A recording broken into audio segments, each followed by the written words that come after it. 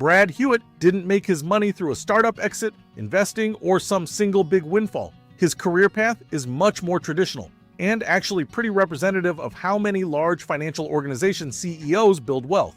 He came up through the corporate finance and insurance world. Before becoming CEO of Thrivent, Hewitt worked at companies like American Express and CIT Group, where he held senior leadership roles in finance, operations, and strategy. These roles typically come with high compensation packages that include salary, bonuses, and long-term incentives. He then joined Thrivent in 2004 and spent several years in executive leadership positions before becoming CEO in 2008.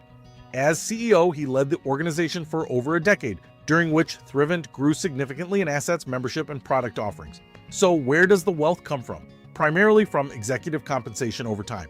At that level, compensation is not just a salary. It often includes performance-based bonuses, deferred compensation, retirement benefits, and sometimes long-term incentive plans tied to the organization's performance over a long tenure, especially as CEO, that can accumulate into substantial personal wealth. It's also important to understand the structure of Thrivent.